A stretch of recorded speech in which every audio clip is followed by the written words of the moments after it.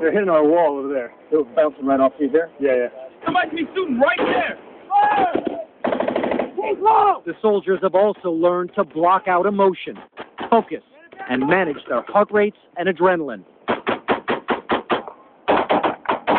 The best way I can describe that is you have an extreme alerted sense, where you're really alert to what's going on. Everything that's moving around you, every sound you hear is just drawing your attention. Firing rockets. And it feels like you're just processing things in your brain much faster. The soldiers fire rockets and grenades. We got eyes on. They call in air support and more than 40 mortars. The Taliban are close. Their fire accurate. They've gotten better too. They've been taking incoming rounds from at least 2 positions on this hilltop. Some of the rounds were bouncing right off these rocks around us. Now they're trying to put out as much fire as they can to try and cut the attackers. But the soldiers fire so much, ammunition is running low. Slow your rate of fire! Conserve ammo!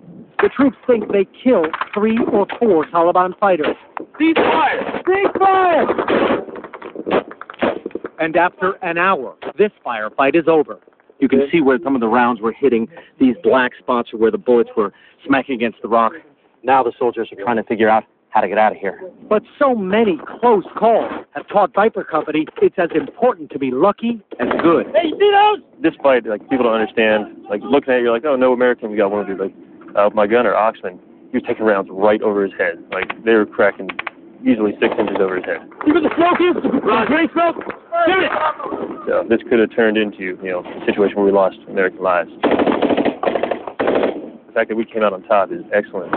I always think about afterwards how close we came to being a disaster.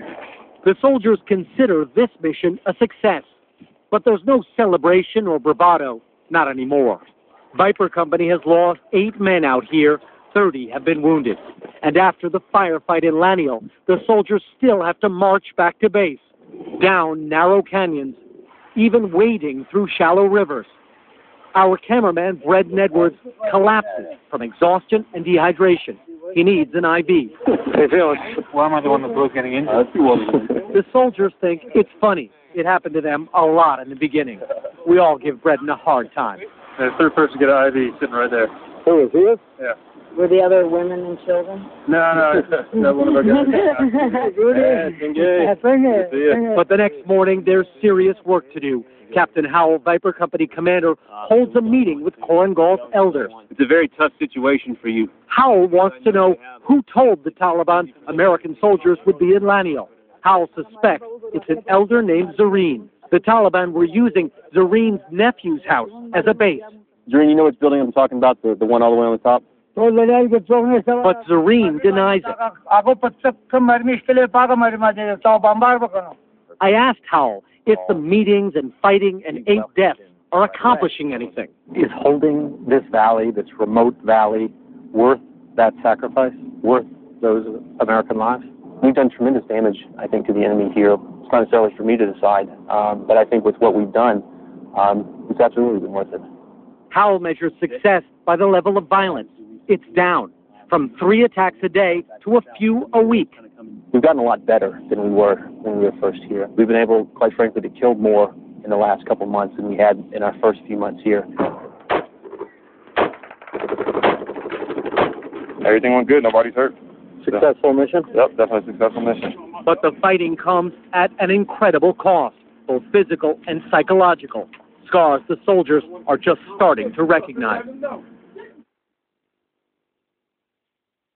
You are in Bolivia, and you will drive to the Pacific Ocean. It's a journey. They're not expected to survive. Oh, God.